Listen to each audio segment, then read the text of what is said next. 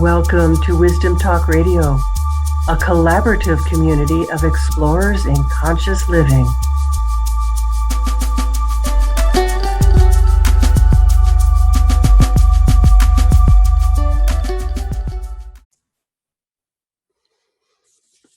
Welcome.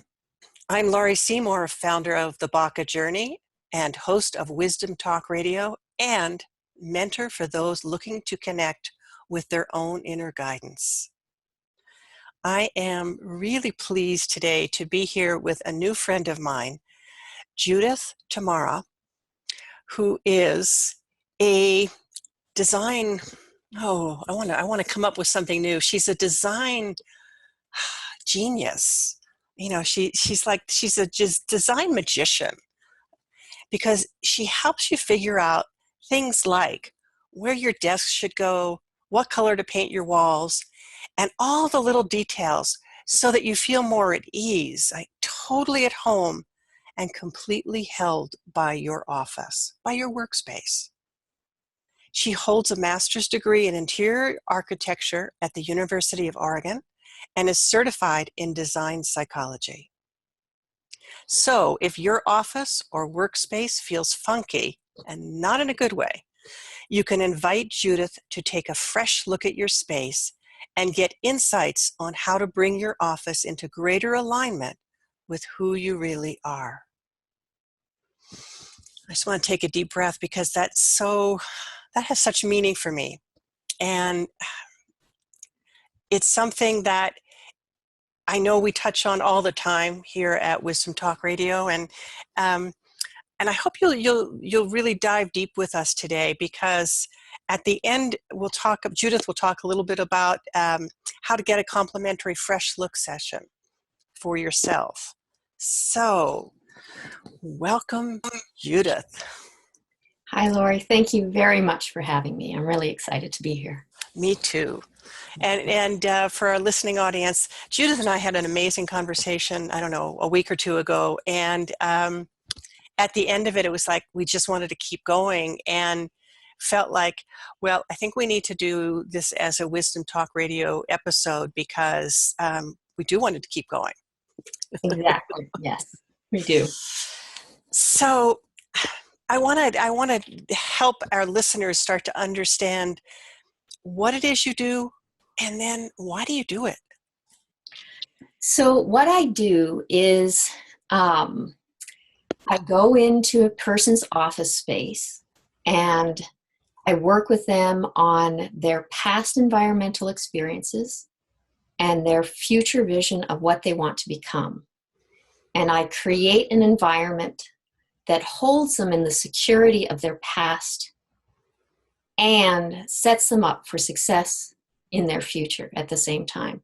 And I have a number of techniques that I use that both look to the past and look to the future, so I can really match the energy of the space to who you are and who you are becoming and what you are trying to create. And that's the essence of it. That's a huge essence, though. I mean, we don't think of our space as anything, well, it might be pretty, or is it dirty, or is it clean? But we usually don't think about how to create our space, except maybe to make it functional.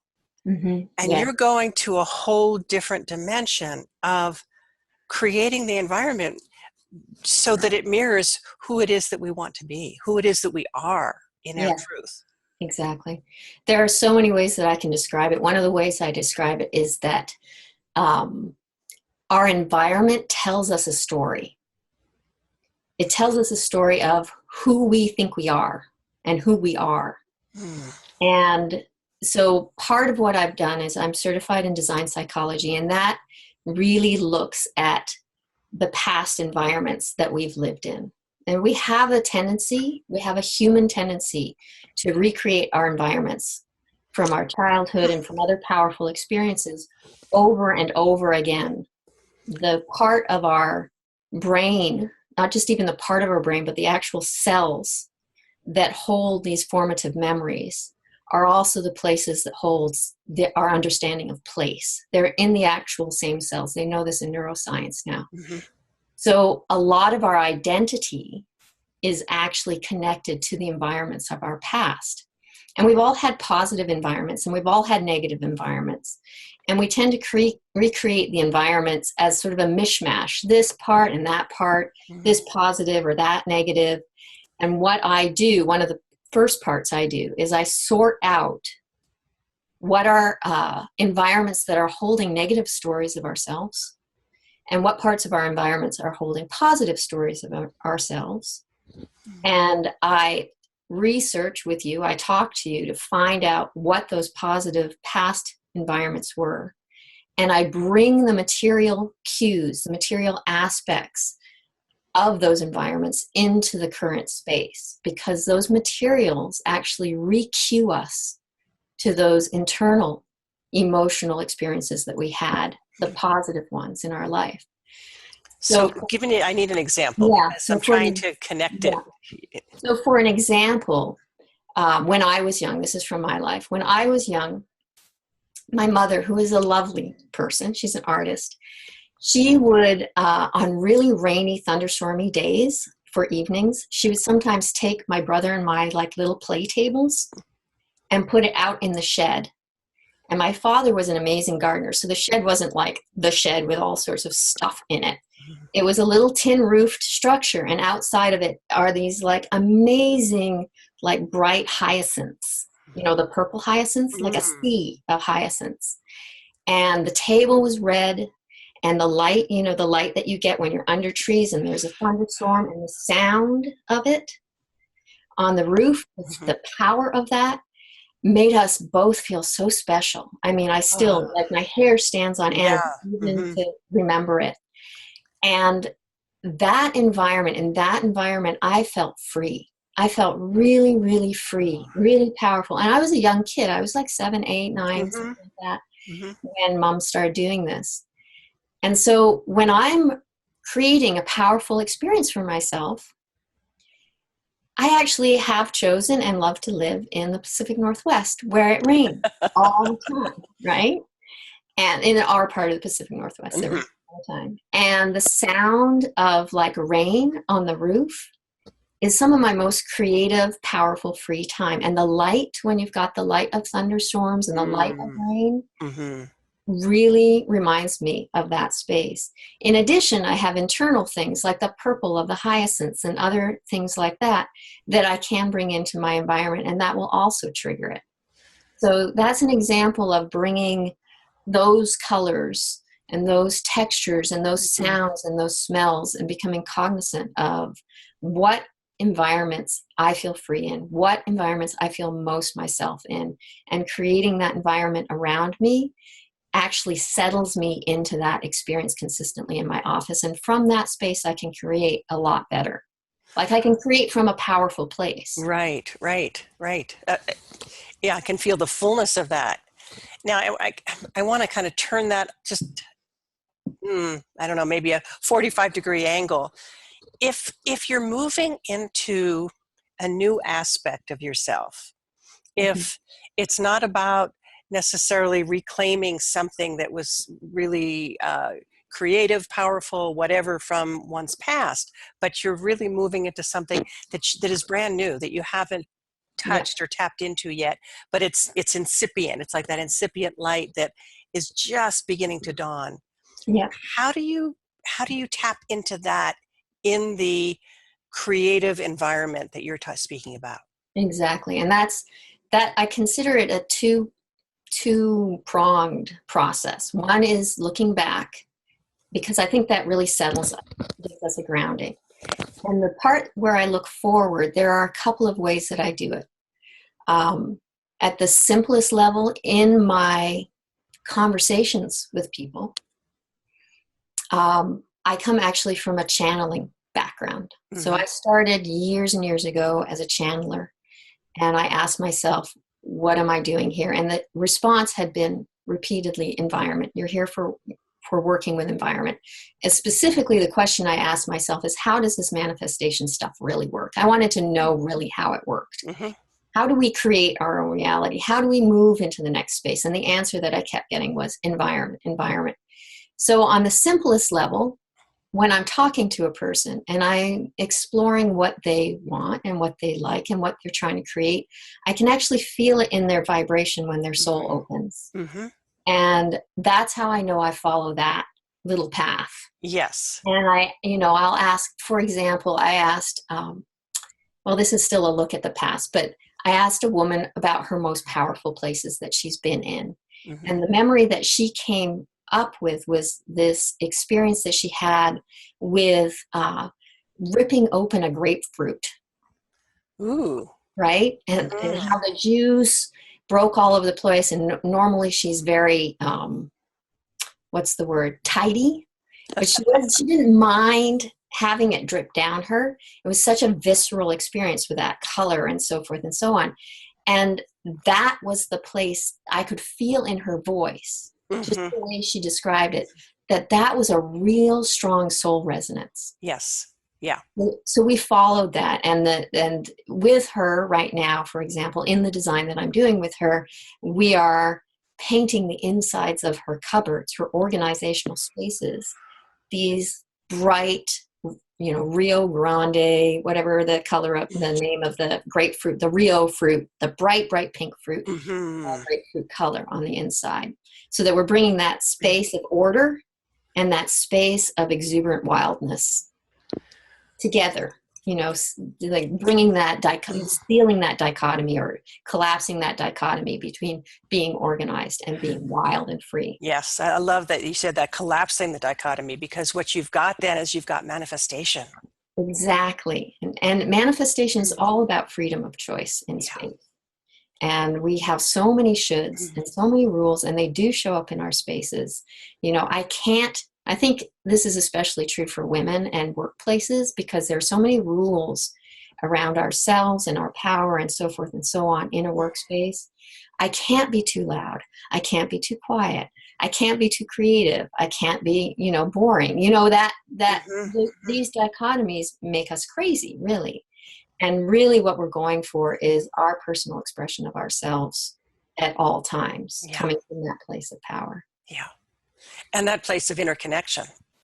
Yes, that place of interconnection and that place of freedom, really. So that's really beautiful. I love that. I love your example about that. But what brought you to this? In other words, how does doing this work speak to your own soul? How it speaks to my soul. Well, part of it is just simply being creative. I'm an artist. I'm an intuitive. I'm a channeler. I'm sensitive to space. I'm sensitive to energy. And I have experienced space as transformative. I think that a lot of interior designers, even if they don't go down the routes that I've gone, can be very, very traditional interior designer, recognizes that space is transformative. It's not said that directly, but I think it's an open secret in the industry,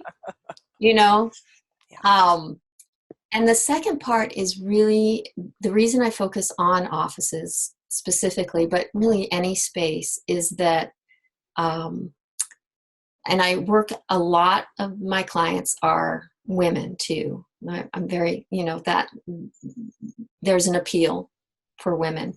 And for me, there is a capacity for the importance of a woman being able to express her power in this world is very motivating to me.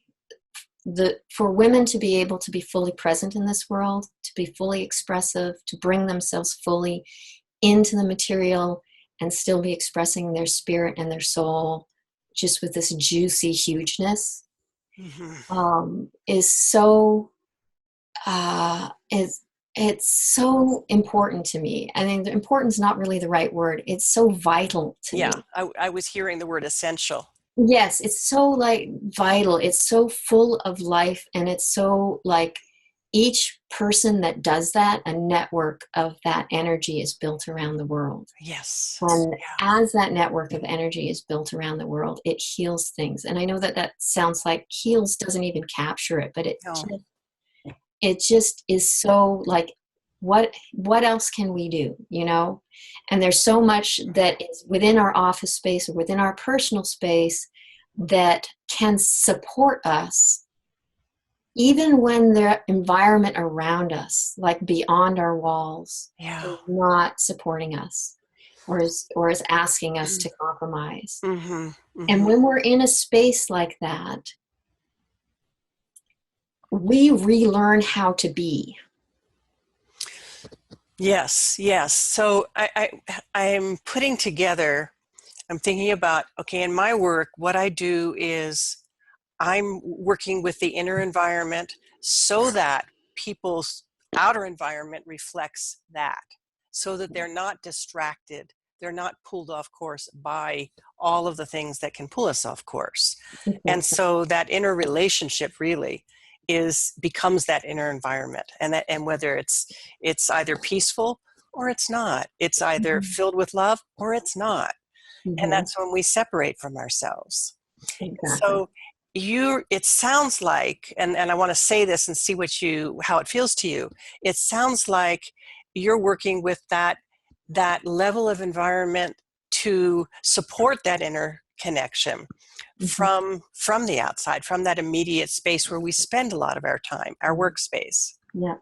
Yeah, and I believe it's very visceral how it happens. Like that retraining is very, I mean, our environment is one of the biggest predictors of behavior that there is. And we know this in terms of, you know, we hear it around when people talk about, you know, surround yourself with people who believe in you. That's a form of environment, right? Yes, yes. And surround yourself with the beliefs and the structure and all that sort of stuff that is going to take you to where you want to go. This is another layer of environment, is the materials in the space. The materials that say that you are abundant, that you are spacious, that you can take care of yourself, that you can relax, that you can express yourself.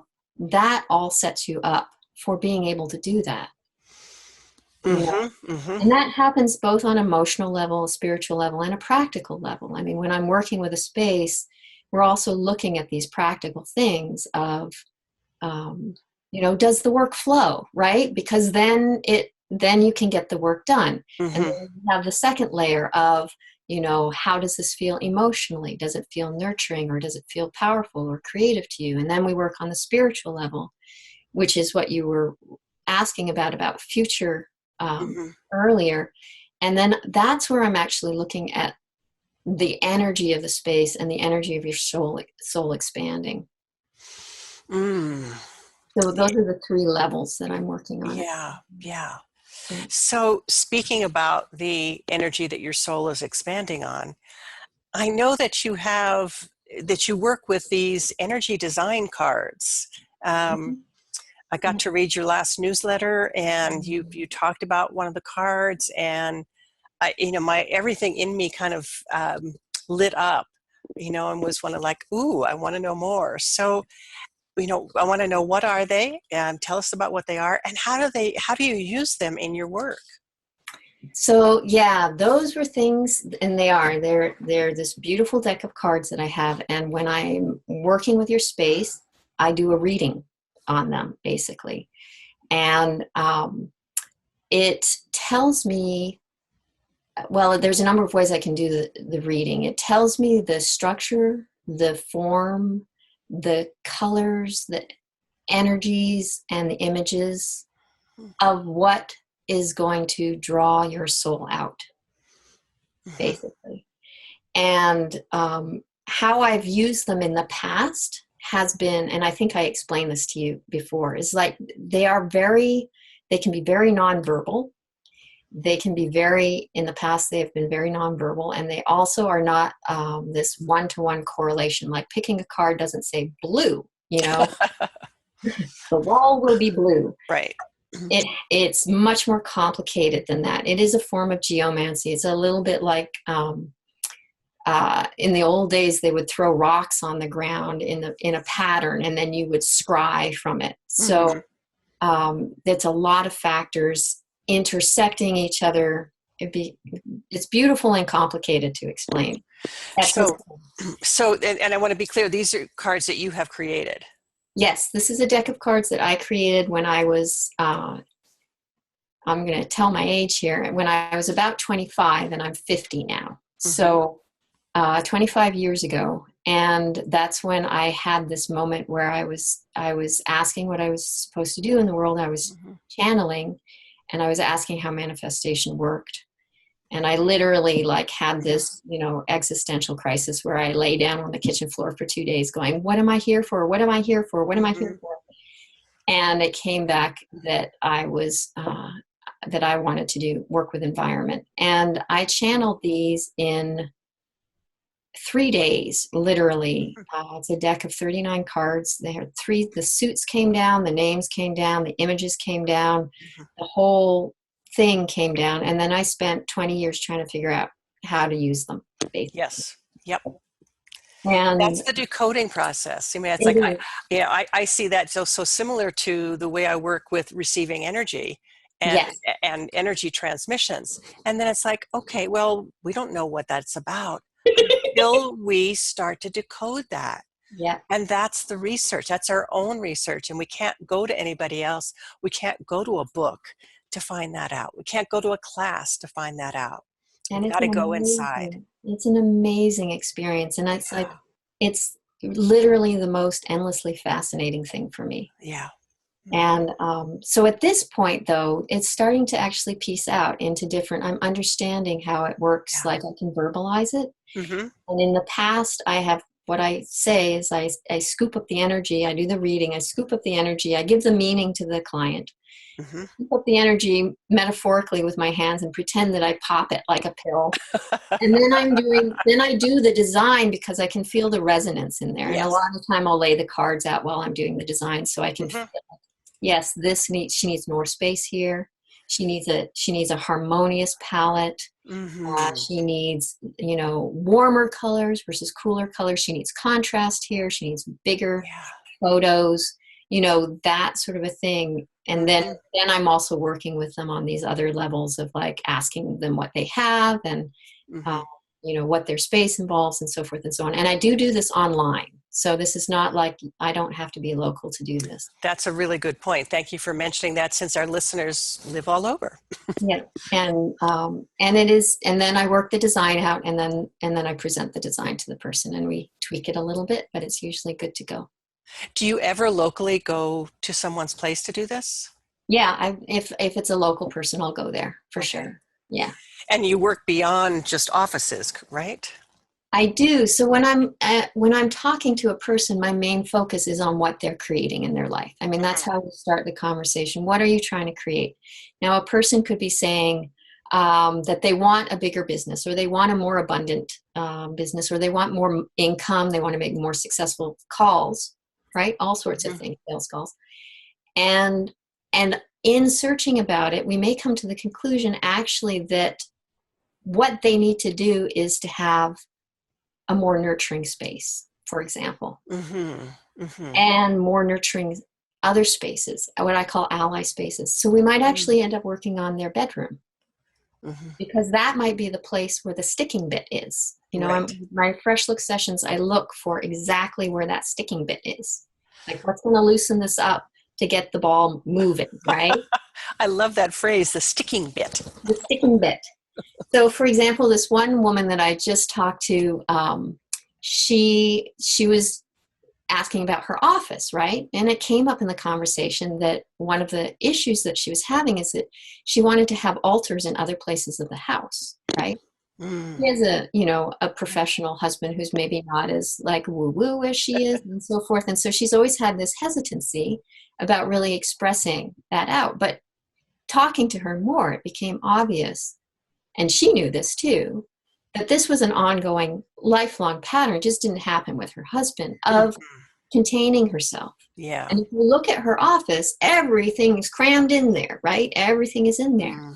And it's a beautiful office, but it has a spatial language that says, this is mine. Yeah. I'm squished. I'm squished. And and so the first step for her is actually actively moving herself out of her office. Yeah. And also I gave her the homework of going into spaces where she needed to practice being big and inhabiting the whole space. This is actually something fairly frequent that comes up with women, is that taking up space issue. It's like, yes, just do it. Yes. Yeah. Go out and take up space. Yeah. And if you can create that in your immediate outer environment, then that goes out from there. I always think of those as concentric circles.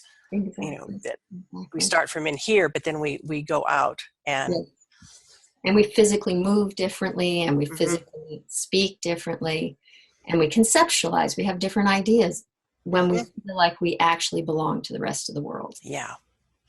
So why would what would be happening in someone's life where they would think, I need to have a session with Judith? I think of it as, well, a lot of the time it's people who are in transition. They're like pivoting their business.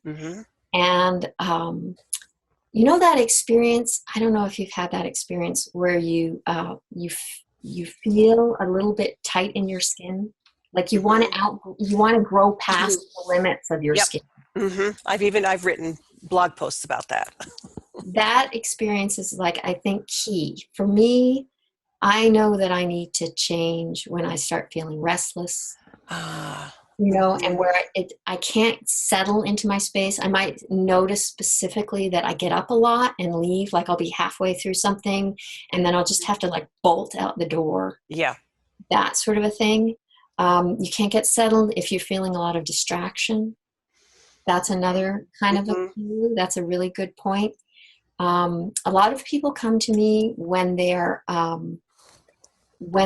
are actually having some sort of physical environmental thing happen, like they're moving their office, maybe they're starting a home office and they've always worked out before, or the other way around. Or sometimes it's like an empty nesting thing. It's like your son moves out and it's like, there's a room that I get, but that's a really emotional transition, maybe. Yes. So it could start even as a design process, you know, or as a design thought within them, but somehow they have some other deeper knowing that there's a bigger picture that they're going to be getting to deal with here. Yeah, what I consider it is it's a design opportunity where they are already feeling, or maybe they're not feeling, but you know, they're starting to feel like their previous way of being in an office didn't quite work. However that was, whether it's practical, whether it was like, I just want to be more organized, or whether it's like, I want to feel abundant and spacious and luxurious. I want to come from the place of self-nurturance, however they're verbalizing it. And then they've got this opportunity in front of them to move to their new space. But that, I call those internal versus external motivations.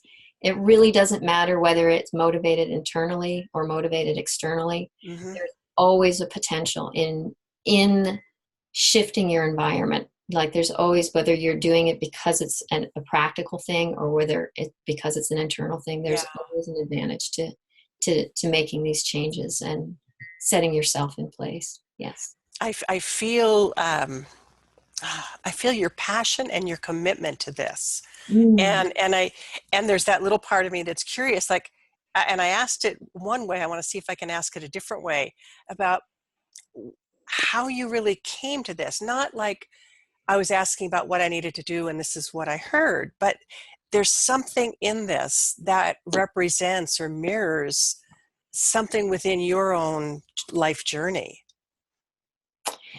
That, you know, it's funny what people say. People have asked me that before, like, and it comes across as like, what is your story? And I don't, maybe that's wrong. Maybe it is, but I don't really know what it was that made me decide this. I just know that it's always been what I decided. Yeah. And there's something in I don't think about like really what's your story, but I think of it more as that we teach what we need to learn. Okay. And it's not that you know all about this, which is why you're doing this work. And yet there's perhaps something in terms of your own environment that has been so important or meaningful to you, or that's a really good way of putting it, and thank you very much for putting it that way, because that makes sense. I think that, and I don't think I'm unique about this, I think that needing to take up space is really important. One of the things that I think comes up also, especially with a lot of the clients that I work with who are nurturing people, and I'm a very, very, very nurturing person. I'm a very much like a giver and a, a mom and all that. We have a tendency not to put ourselves in our own space. And, we create everything for everyone else. We make it really wonderful for everyone else. But we minimize the power that we are. We minimize who we are as important. And I think that issue for me of saying, yes, I am important. And that if I'm not in the room is not as good a place. Indeed. Yeah.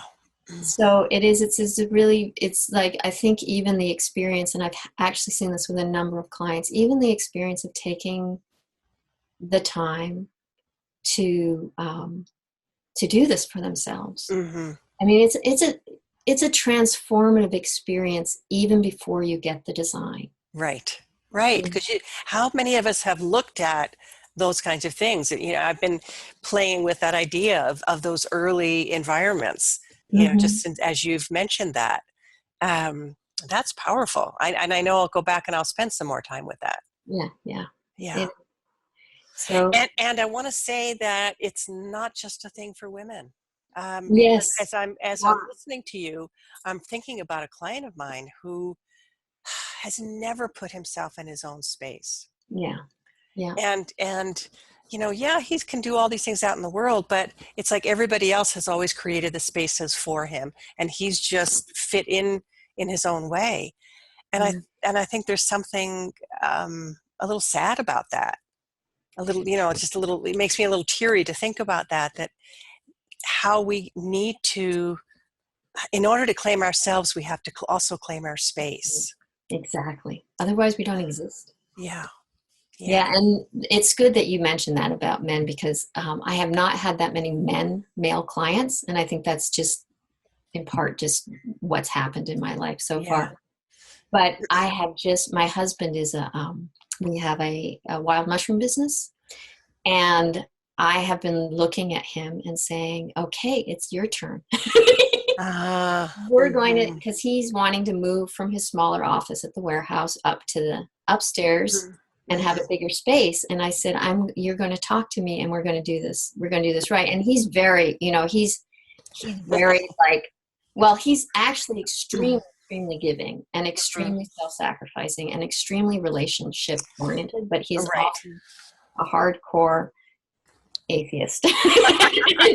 And he does not believe in this energy stuff. Right. And so you have to verbalize it differently. Yes. But he's a perfect example of that kind of person, that kind of man who really does. He has that belief. He's from a farming background. He has that belief of working himself to the bone. He has that belief that, it's all about providing for your family and your kids. And that can be just as destroying to a man as anything is to a woman too. And it's heartbreaking. Sometimes I want to smack him. I'm like, you have any idea how important you are? Yeah. And no, he doesn't, is the answer. No, he doesn't. But I do. I'll keep reminding him. Exactly. And what an amazing opportunity in creating this new space to introduce some of those things in a way that goes beyond simply telling him how wonderful he is. Exactly. Yeah. Yes. Yeah. I think he is it too. Wow. Well, Judith, thank you so much for this. I feel like I could go on and on, and I know that our time, I want to respect your time and our listeners' time as well. But I do want you, if you will, to speak a little bit about the Fresh Look session that people can explore on your website. Yes, and let them know how to find you on your website. Yes. So my website is judithtamarah.com. It's JUDITHTAMARAH. wisdomtalkradio.com. I think I got that right. You did. So many H's and A's. I was like, where do I stop? And you can sign up for a fresh look session there. It goes right to my scheduler. And I do it online all over the world. It's about half an hour. And what you do is you bring to me what you are trying to create in your life and what you are currently experiencing in your space that might be frustrating. And that time period, I ask you a few questions. Sometimes they're very strange questions, just depending on where it goes. You know, they can be kind of, it's a meditative, you know, inward looking kind of a thing. It's not about, you know, what kind of, do you like? Right. And what I do is I get to the crux. This is what I feel is like the crux of the next step or the issue that you're having with your space and what you can do in order to get that energy moving. And it's very laser pointed. And I usually give you an exercise, like a practice to do. I can modify it specific to your specific issues and so forth, as specific things that you need to do. And then if you're interested, we can keep talking about what it would look like for us to work together, if that felt like the right choice for both of us. And then we can, you know, we can talk about what that looks like and how that happens. Because when I'm doing a session, when I'm doing my program with someone, so I work on one room. When I'm doing the paid program, because a fresh look session is free. When I'm doing the paid program, it can expand or contract in time based on your time needs and based on your budget and based on so forth and so on. So for a lot of the women that I've worked with, a lot of the people that I've worked with who are entrepreneurs or professionals, they have a very complicated schedule. And so we try and fit the whole process. And I demystify a lot how it happens. So, well, that sounds wonderful. And thank you for offering that to our listeners. I think you might get inundated. I love being inundated. I completely love doing these things. I love meeting people, and I just, I'm literally, I could talk about people's space all day long. Kind of a strange thing, and my kids get kind of embarrassed about it. Stop looking at the ceiling, Mom. Like looking at the sprinkler heads and stuff like that. And the other thing is that you can sign up for my newsletter there. And once a month, as you said, I pull a card for the community, the collective environment that our world is stepping into. And I give practical tips about what that energy is looking like and what modifications we can make in our environments right now that will assist us to step into that so that we're more aligned with the earth and the earth energies that are happening. Yeah, that's so wonderful because we are in a time where we need that. It's a very powerful time. Yeah. Yes. Thank you so much, Judith Tamarah. Just lovely to be with you. And thank you, Laurie. You are welcome. It's really awesome to be here. I love your questions. They're like, make me think. Oh, good. Yes. And thanks to our listeners for being with us at Wisdom Talk Radio. Join us here regularly for more wisdom, discovery, and illumination of your journey. And remember, you can find us on iTunes, Google Now, on Spotify, on TuneIn, and more. Why not leave us a review and let us know what you love? See you next time. Thanks for joining us here at Wisdom Talk Radio. We wish you well in your conscious explorations. For more information and to join in the conversation, our website is wisdomtalkradio.com or at Wisdom Talk Radio on Facebook.